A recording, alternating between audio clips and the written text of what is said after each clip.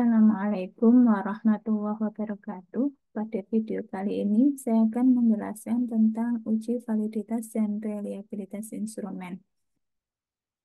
Oke. Uji validitas dan reliabilitas instrumen itu digunakan untuk mengetahui apakah item yang kita susun atau kita buat itu sesuai dengan konstruk teori yang akan diukur, gitu ya. Tahapan dari validasi konstruk ini dimulai dengan cara mengidentifikasi variabel yang akan diukur. Jadi contoh misalkan kita mau menyusun instrumen tentang self-regulated learning dalam pembelajaran statistika. Eh, Oleh karena itu, kita harus mengetahui teorinya terlebih dahulu, kemudian dimensi atau aspek atau faktor-faktornya, yang kemudian muncul beberapa item. Nah, untuk menguji validitas konstruk sendiri sebenarnya menggunakan CFA, EVA, ataupun PCA. Nah, CFA ini adalah mengkonfirmasi apakah item butir itu sesuai dengan konstruk teori yang sudah kita baca. Nah, dari CFA sendiri eh, memenuhi syarat apabila ketika item yang diukur itu dan survei yang diberikan kepada responden itu sampelnya mencukupi atau memiliki sampel yang banyak. Nah, ketika kita terbatas oleh sampel, ya, maka kita bisa menggunakan item correlation, yaitu dengan mengkorelasikan skor item itu dengan skor totalnya. Nah, ini misalkan contoh data SRL gitu ya, dari 4 item yang kita susun, yang kemudian kita berikan kepada responden. Nah, kita mau mengkorelasikan antara butir satu dengan total, butir dua dengan total, dan seterusnya. Jadi di uji validasi ini menggunakan item correlation. Oke, saya share screen Jamovi-nya seperti biasa. Buka Jamovi, kemudian panggil datanya, open, browse, kemudian validitas item correlation ya.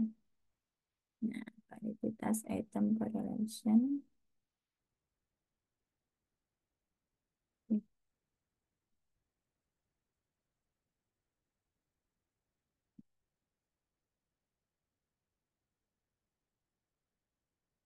Nah, ini datanya sudah seperti ini. Jadi ini ada apa namanya kolom yang kosong. Nah, ini menunjukkan tadi adalah butir pertanyaan 1, 2, 3, 4 dan totalnya. Jadi ini kita bisa delete dengan cara klik kanan, kemudian delete row, gitu ya. Kita oke.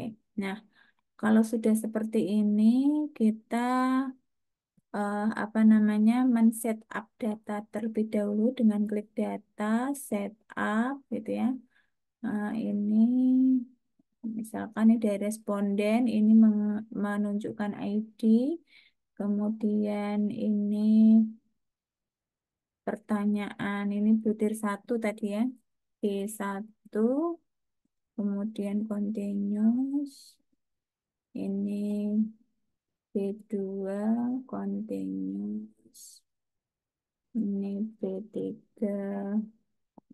continuous, ini B4, butir 4, measure tab-nya continuous, yang ini adalah total. Measure tab-nya continuous. Kalau sudah kita hide, sudah seperti ini, kita analisis dengan menggunakan item correlation, yaitu analisis, kemudian klik regression, correlation matrix. Oke, kita bisa kita bisa pindahkan. Ini jadi tadi ya mengkorelasikan item butir dengan total, kita pindahkan ke kolom sebelahnya. Nah, ini sudah bisa menunjukkan bahwa butir item 1 p-value-nya 0,069, butir item 2 0,495, butir item 3 0,486, butir item 4 per P value-nya 0,01 gitu ya. Ya, dari uji validitas tersebut menyatakan bahwa nilai korelasinya adalah gitu ya. Interpretasinya butir satu. Nah, butir satu itu lebih besar dari 0,05 p-value-nya, maka dikatakan valid. Butir 2 juga valid gitu ya. Butir 3, butir 3 ini, butir 3 valid. Bentar, ya. Ini p-value. P-value untuk butir 1 0,069 valid. Butir 2 juga valid. Butir 3 ini valid. Butir 4 juga valid gitu ya. Lebih besar dari 0,05 gitu ya. Lebih besar dari 0,05. Oke, kemudian setelah ini kita mencari nilai reliabilitas instrumennya dengan cara klik faktor, kemudian reliability analysis. Nah, ini kita blok, kemudian pindahkan ke item. Nah, ini nilai Cronbach alfanya itu lebih besar dari 0,6 ya. Nilai reliabilitas instrumen dikatakan reliable apabila menunjukkan nilai Cronbach alfa ini lebih besar dari 0,6. Jadi reliabilitas itu menunjukkan konsistensi daripada alat ukur eh, yang Anda buat gitu ya. Ketika alat ukur itu dibuat kemudian diujikan kepada orang yang berbeda dengan waktu yang berbeda atau orang yang sama dengan waktu yang berbeda, maka tetap akan konsisten. Nah, ini dari instrumen yang kita analisis tadi menunjukkan nilai Cronbach alfa lebih besar dari 0,6, maka eh, instrumen tersebut reliable gitu ya. Ini kita bisa menganalisis dengan menggunakan Cronbach alpha ataupun item correlation. Nah, ini ya.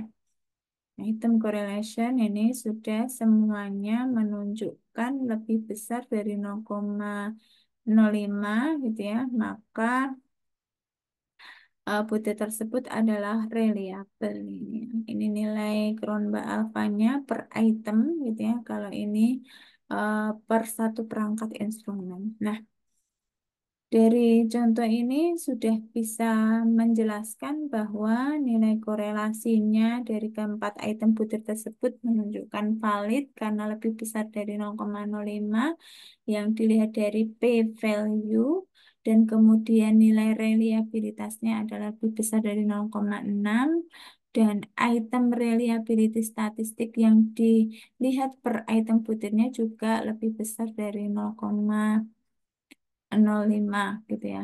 Maka menunjukkan item ini adalah reliable gitu ya. Menunjukkan reliable ini. Yang butir butir satu reliable, butir tiga sangat reliable ini ya. Ini butir dua mendekati reliable tapi sudah dikatakan 0,6 maka sudah reliable. Oke. Itu penjelasan untuk analisis reliabilitas instrumen dan juga correlation matrix ketika item penelitian Anda diberikan kepada atau diisi oleh responden dengan terbatasnya responden atau eh, sampel yang terbatas, gitu ya, dengan menggunakan item correlation. Terima kasih. Bisa dilakukan tutorial secara mandiri. Assalamualaikum warahmatullahi wabarakatuh.